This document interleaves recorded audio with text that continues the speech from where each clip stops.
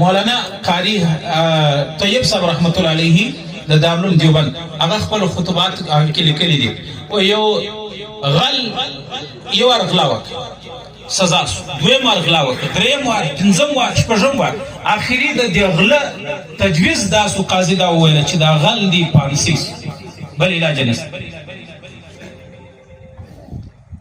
نو تاسې لیدلي دی چې دا پانسي کېږي، هغه د پانسي اخري ګاټ ته چې ورولي نو بیا ورته وایي چې څه ارزو دي د څه امید دي اخري څه خبره کول غواړي پوښتنه کوي که نه. نو وایي دا غل چې پانسي ته خیزاوي نو دې غله ته وویله چې څه ارزو دي د اخري څه تمنا لري.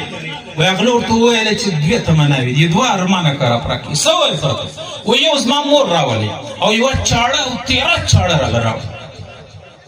واریان سو چې مور خپله په سمجھ کې راځي اوس دا تېره چاړه څه دپاره غواړي؟ وایي چاړه څه دپاره غواړي؟ وایي د مور زه به ورپرې کوم. بس د مور زه به ولې ورپرې کوې؟ اخري د مور سره ملاقات دي. وایي زه کوچنی ولم ما غلا وکړله د همسایه د کوره مې هګۍ غلا کړه د چرګې، مور راته شاباس راکړي هغه هګۍ راپخه کړله. بیا مې کرار غلا کوله، په غلاو کې دومره ماهره سوم چې نن که زه مرم زه نن فانسي کېږم د مور په دې کې د تعلیم او د تربیت غټ اثر دی. که اوله ورځ ما هګۍ د چرګې غلا کړې د همسایه سره، مور یو کلکه څاپېړه په مخ را کړې وی او کلک یې وهلی وی، هغه هګۍ یې بېرته همسایه کور ته ور وړې وی، نن به زه دومره غټ غل نه وی جوړ سوی، نن به زه په پانسي باندې نه وی درېدلی. زه د مور زه به پرې کوم، بیا که ما پانسي کوئ کې مې هر څه کوئ.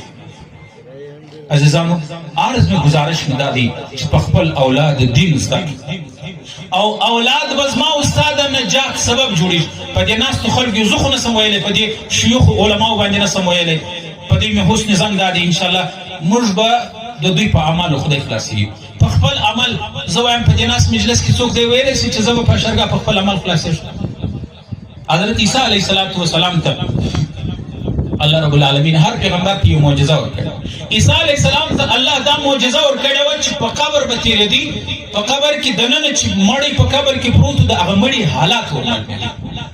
دا علماو ته معلومه ده، علماو الله په طور معجزه هم دا ورکړی چې مړی به را ژوندی کړي، قم باذن الله مړی به ولاړ شو، هغه به جګ پورته شو ژوندی به شو.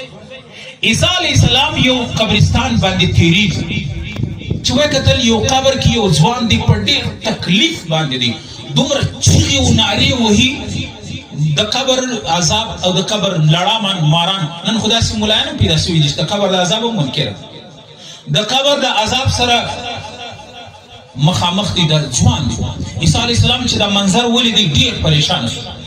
د اخري خبره کوم انشاءالله، د یو څو خبرې بیا دغه بعد به انشاءالله دعا کوو. عیسی علیه السلام چې دا منظر ولیدی دا ځوان یې ډېر په عذاب او په آه او فریاد کې په تکلیف مبتلا ولیدی، نو خود ډېر په منډه و روان ولاړ. یو څو زمانه بعد عیسی علیه السلام بیا په هغه علاقه راغلی او په ذهن کې راغلو چې دغه قبرستان باندې دغه مړی دا قبر والا ډېر په عذاب. اوس چې وکتل دوباره هغه مړی ډېر په راحت په خوشحاله دی. د دې مړي په دې سینه باندې د جنت د ګلانو یو ګېډۍ پرته ګلدسته پرته. الله رب العالمین ته لاس پورته کوي. الله د مرګ بعد انسان بیا عمل کولی شي چې بیا د قبر د عذابه په خلاص. دغه مړي ماجرا څه ده؟ یو څو زمانه مخکې دغه مړي په ډېر تکلیف او په عذاب کې مبتلا و، د مرګ بعد دې کم عمل وکړي؟ وایي الله رب العالمین ورته وویل دا واورېده خبره په غور. الله رب العالمین وحی راواستولی زما عیسی پیغمبره دا سړی دومره ګناهګار و، زنا، لواطت، قتل، شراب خوري، یوه ګناه هم دې سړي نه وه پرېښي په دنیا کې. خو دا سړی چې کله مړ کېدی د زکندن حالات د مرګ حالات و، دې خپله مینا خپله ښځه هغه بیبي یې راوغوښتل، هغه حملداره وه، بیا د بیمه د ښځې په نس بچی.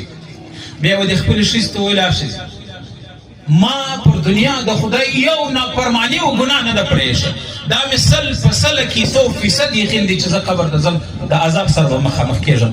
یو چانس لرم ته دې وکړه که دا ستا اولاد وسو، دا هلک سو، بچی سو، دا به بیا یې د خدای کلام به په زده کوې، دا به بیا یې د خدای کلام به په زده کوې، په دې باندې به د خدای کتاب زده کوې، کوم دی امید دی چې په دې باندې زه خلاصم. وایي الله عیسی علیه السلام ته وویله ولیسا د دې کله د دې سړي چې بچی وسو د 3-4 کالو سو هغه خبرې شروع کړې، د وصیت مطابق هغه مور دغه بچی راوستي قاري صاحب ته مولوي صاحب ته کښېناوي بیا هغه قاري صاحب هغه امام هغه استاد د ده و بچي ته وویل بسم الله الرحمن الرحیم شروع کوم په نامه د هغه الله چې په دنیا کې هم رحم لري په آخرت کې هم رحمان او رحیم دی.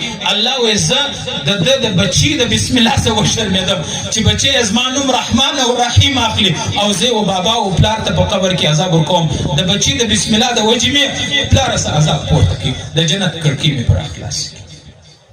عزیزانو عرض گزارش دا دی د اولاد د الله یو نعمت هم دی او د الله د طرفه یو انعام هم دی. په دې وجه په خپلو بچانو باندې دین زده کړي، په خپلو بچانو باندې علم زده کړي. دا ستا او زما دپاره به د میدان او د حافظ قرآن دا حافظان وینې چې اوس ناست رسول الله ته حدیث علماو تاسې ویلي دي یو حافظ قرآن به لس هغه کسان چې پوخ د جهنم پر دروازه او پر ګیټ یې نوم لیکلی دا پوخ جهنمي دی دا حافظ قرآن به هغه لس کسان تر لاس نشي جنت ته به بیایي. څوک به دا نه ورته وایي چې دا پوخ جهنمي دی ته پر کوم دی روان کړي. د قرآن دا اعزاز ته راته ووایه د انجینیر دا اعزاز دی، د ډاکټر دا اعزاز دی، د پایلټ دا اعزاز دی، د وزیر او د منیسټر او د چیف د وزیر اعظم دا اعزاز دی. دا د دې سپیرکي مدرسو برکت دی، دا د دې سپیرکي بچانو اعزاز چې پوخ جهنمي د جهنم پر ګیټ یې نوم لیکلی حافظ قرآن راسي تر لاسه ورسېد جنت ته ورسېد.